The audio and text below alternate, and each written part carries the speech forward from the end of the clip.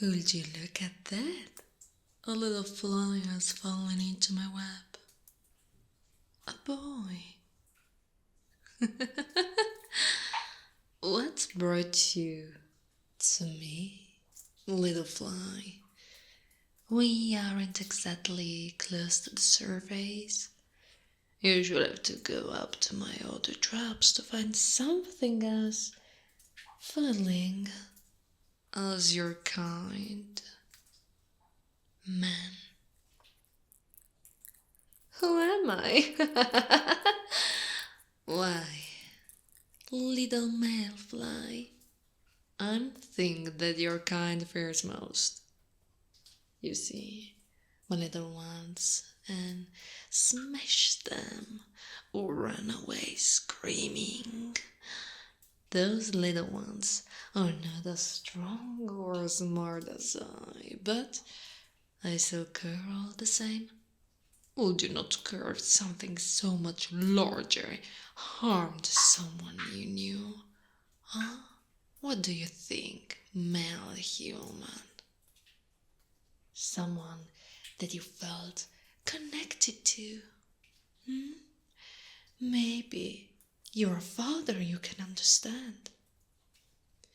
Personally, I see that as justice. The question is, what to do with this unique opportunity? Or am I? Or are you sure you want to know, little man? Right now, I can be anywhere around you.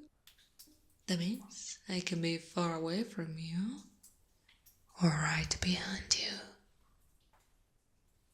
you. The look you have on your face, oh, so gentle, priceless. Oh, so tough, priceless. It's been so long since I've had a guest in my humble abode, especially someone so easy on all six of my eyes.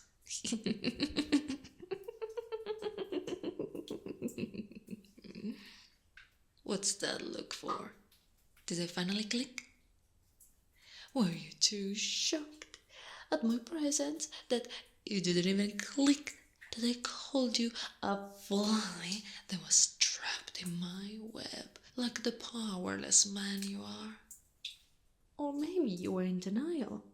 Either way, I think you're starting to realize what I am. I am an arachne. Many generations ago, my kind was created by the goddess Athena. The first of my kind, Arachne, challenged her to a waving contest claiming to be better than even a goddess. The thing is, she actually was, though there is no evidence supporting that since the jealous goddess destroyed Arachne's work and transformed her into a monster.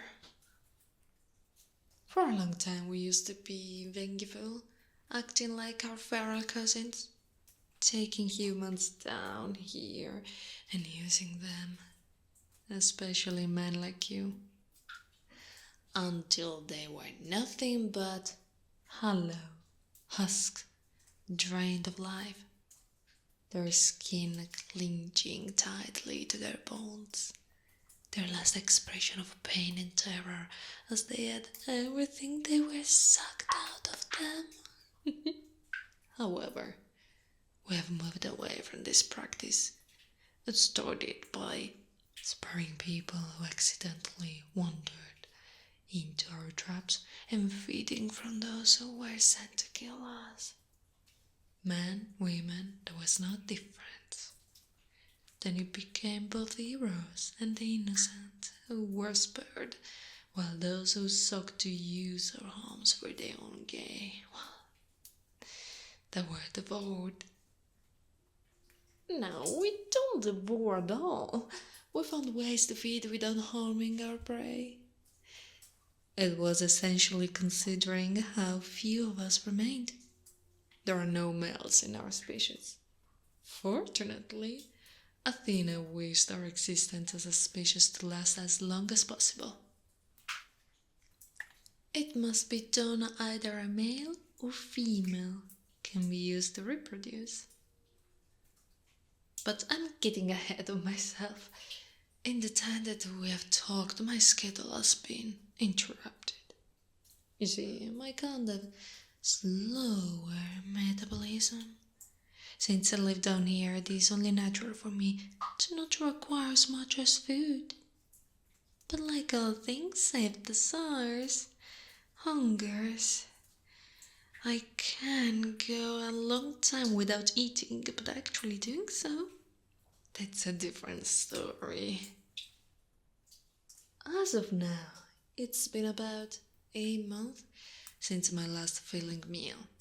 I've eaten some of the smaller mammals in this cave, or that I've gotten caught in my traps.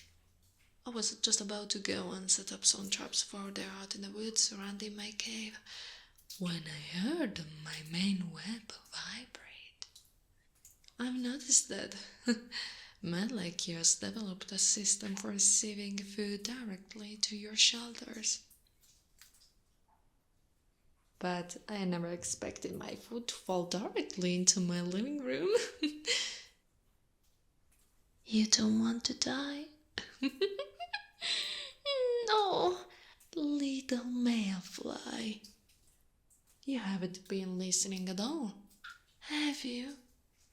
My kind no longer have a taste for the things that keep you alive.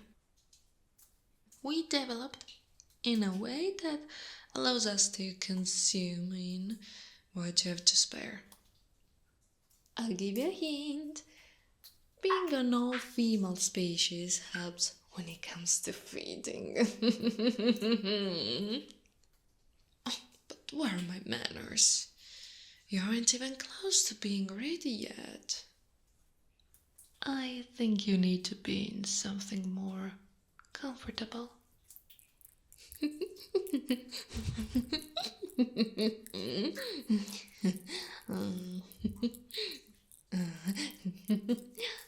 Does my silk feel nice around your bare skin? So much better than the rags you have on. Just gotta strand away and replace. Soon you'll be tightly wrapped up in a cocoon of my silk. Wrapped up so tightly, yet it will feel so nice that it will be like you were naked. All the benefits to being clothed, but all the comforts with being bare. And you will be immobile, powerless. Not that you have any power to begin with. What are you feeling right now? Fear? Shame? Lust? I'm able to move you so easily. I'm only using my two front legs to hold you still, while four of my other legs are wrapping my silk around your well-shaped and masculine body. I only need two of my legs to support both of us.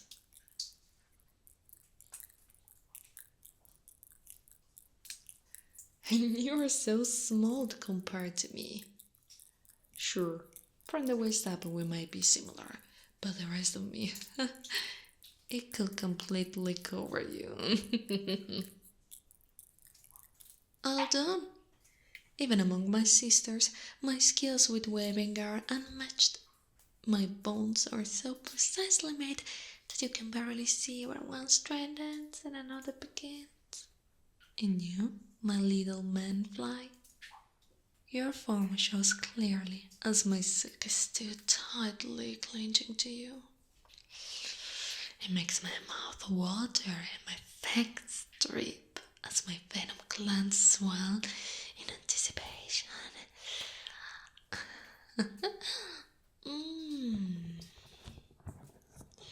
I know you can feel my clawed hands on your body through my silk. The sharp points of my fingers make to cut through silk. Oh well, later I will dare to press the cut through this cocoon and your skin underneath. But I won't. You, boy, are now among my most prized possessions. You will never be able to leave. But do not fret, my little fly.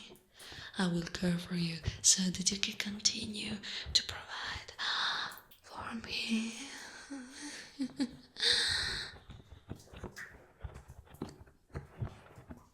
I can see your body warm up as I press my body against yours. Is your fear giving way to a more primal desire? What a sweet boy you are. The sound of your whimpers as I speak, it makes me ravenous. My desire to feed, it only becomes more intense.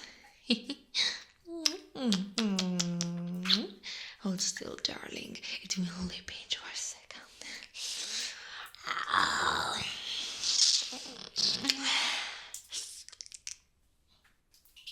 That should be enough of my venom. I can already feel starting to take effect. My eyes pick up on it. I'm watching my venom coursing through your veins. The heat of it is so much warmer than most of your body. And the warmth is spreading. Soon will come chills, and you will start to feel like you're burning up because your body to become sensitive to the lightest touch. But don't worry, by the time the first stage is done, you'll be begging for my aid. But I'm not curious to leave you like this. I will help you through this.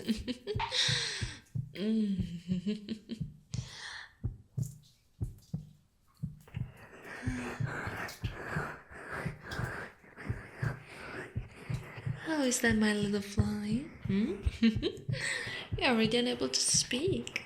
Only able to communicate in a pathetic whimpers and sharp breaths, just like the male you are. What's wrong? Are you too sensitive for my little ear massage? Poor thing. Poor thing. Is my venom starting to make you so sensitive? My silk plays more of a part than just holding you. It allows for higher levels of sensitivity.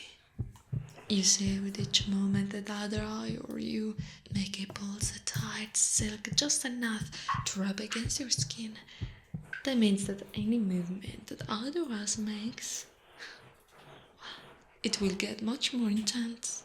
Because for me, it isn't enough to just bind you physically. I want to bind you mentally. I want to dream of yourself bound in a web of pleasures and emotions so that you can't escape.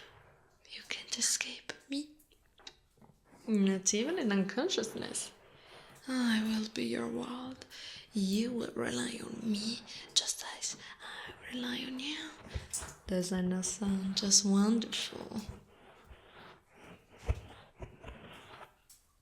Oh, so precious. Are you so weak that you need me to lift your head up just so you can look at me? Did I use too much venom? I guess I have to drain that venom out of you now. Don't worry, my darling pet. I take care of you, since you're quite a good male fly.